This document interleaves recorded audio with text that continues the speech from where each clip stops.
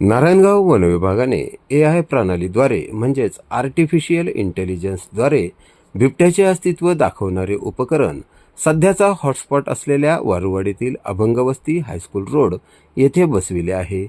बिबट्या जर या उपकरणातील कॅमेऱ्याच्या परिक्षेत्रात आला तर त्यात लावण्यात आलेल्या यंत्रणेद्वारे गावचे पोलीस पाटील, वनविभाग कर्मचारी, सरपंच व स्थानिक नागरिक यांना मोबाईलद्वारे थेट मेसेज तर जाणार आहेच, पण त्या ठिकाणी मोठ्या आवाजात सायरन देखील वाजणार आहे. यामुळे येणाऱ्या जाणाऱ्या व्यक्तींना धोक्याची पूर्वसूचना त्या ठिकाणी तात्काळ मिळणार आहे.